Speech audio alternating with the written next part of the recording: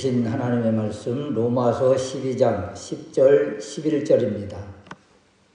형제를 사랑하여 서로 우애하고 존경하기를 서로 먼저 하며 부지런하여 게으르지 말고 열심을 품고 주를 섬기라. 아멘. 사랑의 실천, 우리의 사랑의 실천을 어디서 해야 될까라는 제목으로 말씀을 드리려고 합니다. 오전 말씀에 살펴본 것처럼 9절 말씀에 사랑에는 거짓이 없나니 악을 미워하고 손에 속하라. 이것은 이제 사랑의 근본 원리죠. 그러면 이제 이 원리를 삶에서 어떻게 적용하면서 이제 살아갈 것인가, 누구를 사랑하고 어떻게 사랑할까, 이제 사랑의 삶의 세밀한 부분을 또 실천하고 실행해야 될 부분이 무엇인가를 말씀해 주십니다. 그래서 첫 번째 생각해 볼 말씀은 형제를 사랑하자는 것입니다. 형제를 사랑하자. 그러면 누가 우리의 형제인가? 형제 사랑에서 형제는 그 혈육을 말하는 거잖아요. 피를 나눈 가족을 이제 형제라고 합니다. 그래서 가족끼리의 사랑, 그리고 서로 우애하고, 이제 우애 역시 가장 깊은 차원의 가족적 그 애정이라는 스톨게라는 단어를 사용해서 피를 나눈 혈육의 형제, 자매가 이렇게 서로 사랑하자, 이런 것이죠. 부모와 자녀 사이, 또 형제, 자매 사이에 본능적이고 이렇게 깊은 애착, 관계, 사랑의 관계를 말하는 것입니다.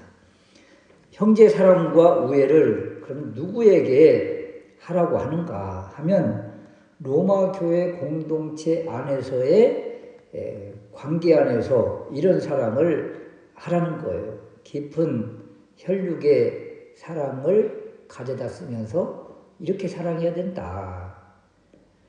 부모, 형제 사랑은 말로 표현하기가 힘들잖아요. 다 사랑하니까. 자식을 위해서라면 부모님은 그 자존심마저 다 포기하고 내려놓고 무릎을 꿇는 그런 모습이 진정한 또 부모의 모습이고, 형제 관계에서는 서로 싸우면서 큰다고는 하지만 형제 가운데 누군가가 어려운 일을 당하면 만사를 제쳐놓고 가서 변호하고 보호하고 막 같이 싸우고 이런 것이 또 형제 간의 사랑이기도 하잖아요. 그래서 형제는 용감했다, 뭐 이런 말을 하기도 하는 것입니다. 그런데 이런 부모, 형제 간의 이런 사랑의 모습, 사랑을 교회 공동체에서 요구하는 거예요. 교회 공동체에서 이렇게 사랑을 하라는 거예요. 특히 로마 교회 구성원을 보면 복잡한 공동체인데 그들 안에 그 교인들, 구성원들을 보면 유대인과 이방인, 자유인과 노예, 또 부자와 가난한 자, 이렇게 서로 같이 할 수 없는 그런 관계의 사람들이 한 교회 안에 공동체를 이루고 있는 것입니다. 복음이 이들을 한 자리로 모아놓은 거잖아요. 그래서 유대인과 이방인 서로 극과 극인데도 불구하고 어떻게 사랑을 하라고 그래요? 가족 같은 사랑을 하라는 거예요. 형제처럼. 또 주종 관계가 분명한데 주인과 노예가 같이 한 자리에 앉아 있는데 서로 그렇게 우애하고 사랑하라는 거예요. 부자와 가난한 자, 이런 사람들이 또 같이 한 자리에 있는데 형제처럼 사랑을 해라. 어떻게 이것이 가능한가?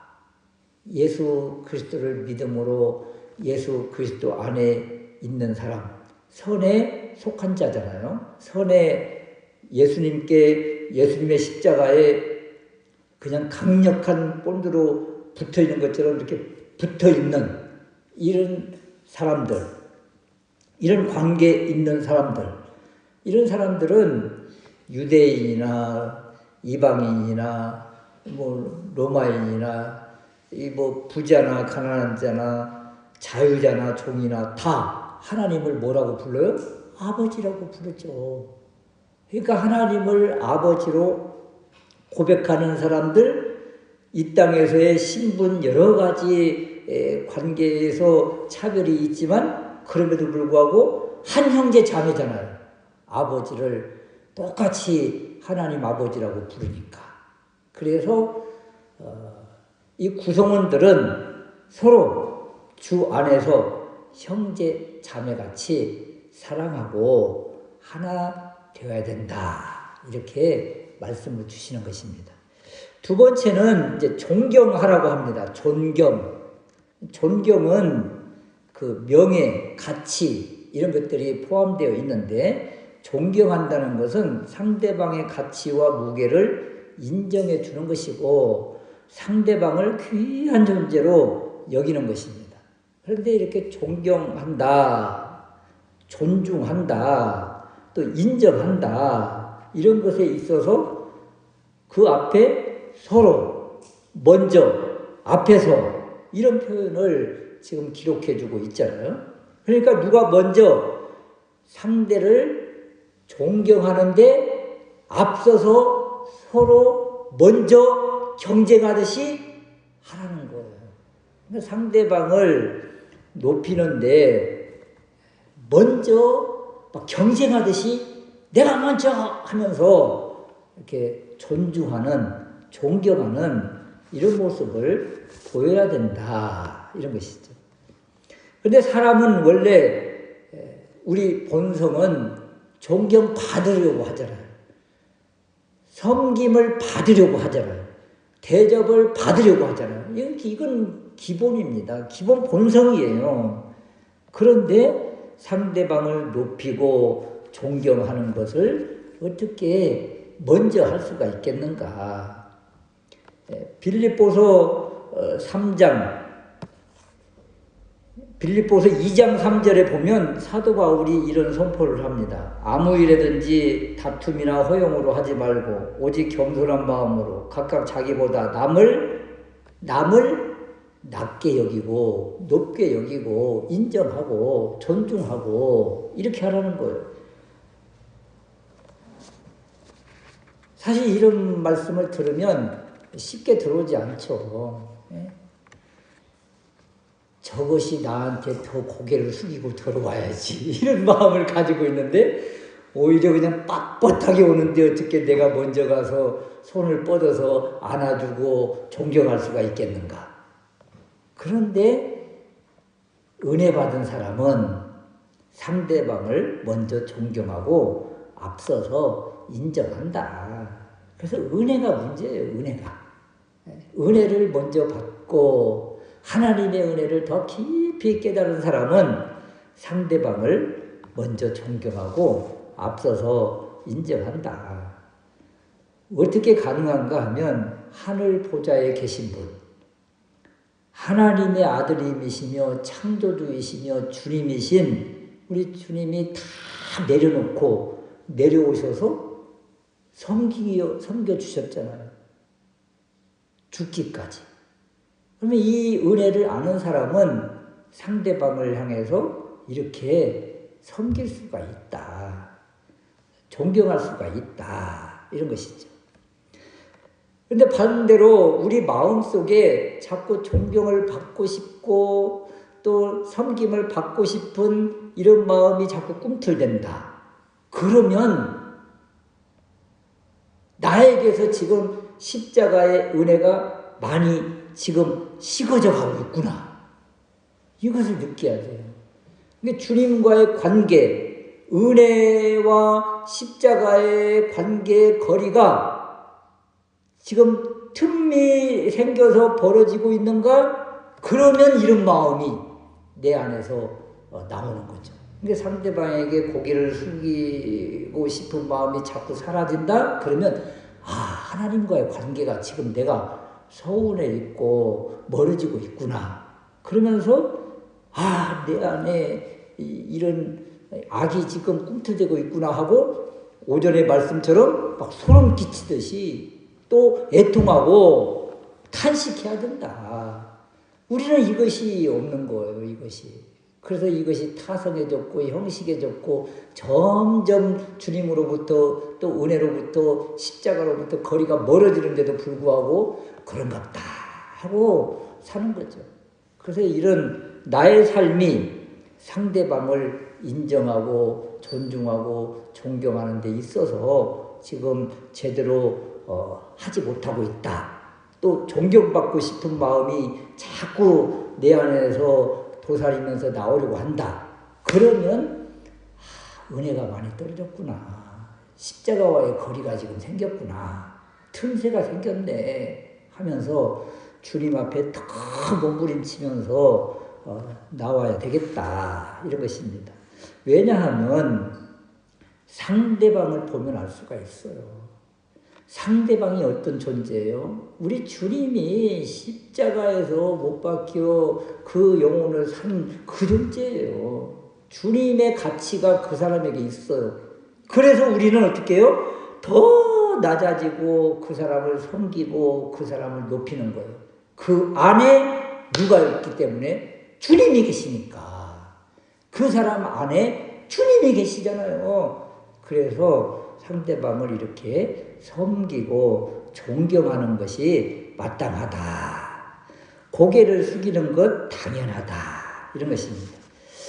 세 번째 우리가 생각할 수 있는 것은 열정을 가져야 된다는 것인데요. 11절 말씀에 보면 부지런하여 게으르지 말고 열심을 품고 주를 섬기라. 지금 형제 사랑 이야기를 하고 서로 존경하기를 먼저 하라고 한 다음에 이번에는 주님을 섬기라고 하십니다. 그러니까 이 관계 순서가 굉장히 중요한데 형제 사랑 그리고 주님 사랑 뭐가 먼저라는 거예요?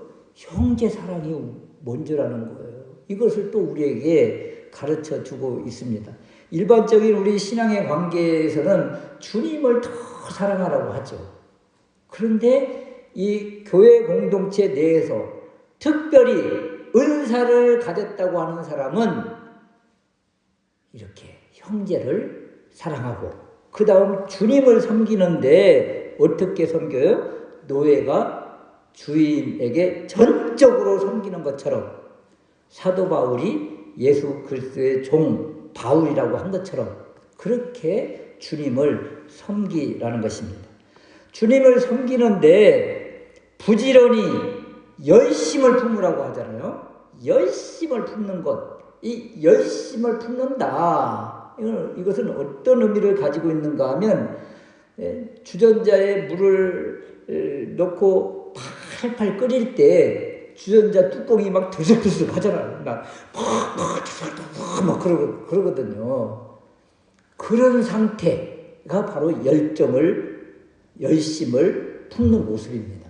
그러니까 우리 안에 주님을 향한 뜨거운 사모함, 십자가를 향한 그 기대, 십자가 믿음 이런 걸 가지고 있으면 우리 안에 성령님이 우리 안에서 이렇게 막 들썩들썩 막 하는 거예요.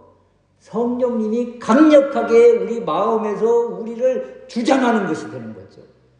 그래서 우리는 이 열심, 내 열심이 아닌 주님이 주시는 성령님이 이끄시는 이 열정에 순복하고 순종하면서 주님을 섬기는 것이다. 성령님은 우리를 자꾸 이렇게 이끄시기를 원하십니다. 막 이끄시기를 원하세요. 마음에 막 불타게 하세요. 그런데 우리가 그냥 가만히 잠잠히 있으면 처음에는 주님이 계속 성령님을 통해서 우리를 재촉하시다가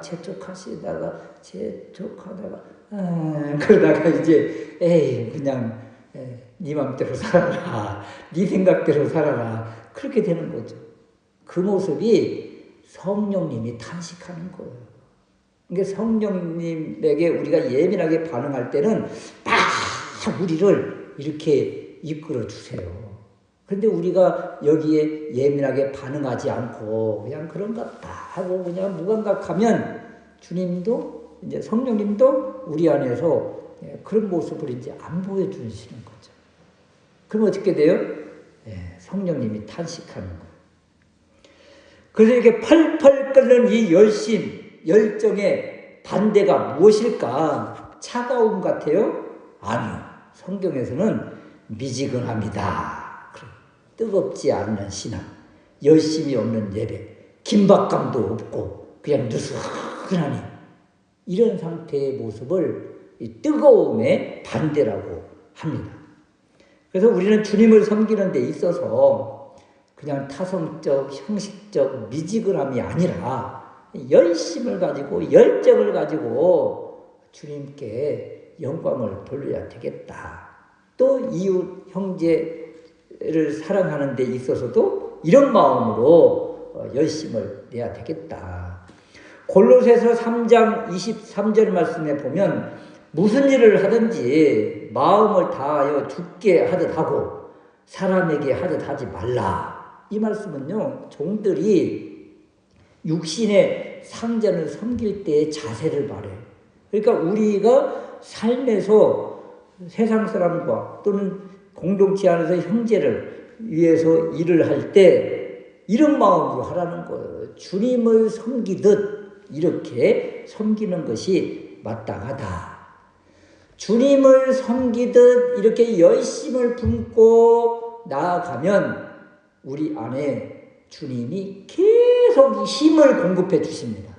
할 수 있는 힘을 주시는 거예요. 이것이 바로 주님이 주시는 힘입니다. 주님이 주시는 힘을 가지고 우리가 어떻게 해요? 형제를 사랑하고 존경하고 또 주님을 섬길 때 이 모습이 바로 영적 예배자의 모습이다.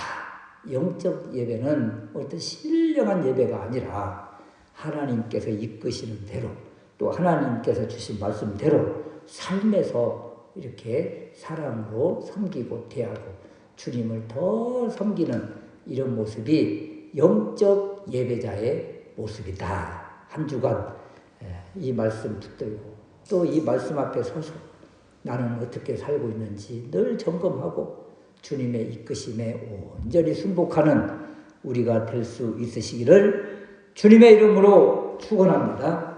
아멘.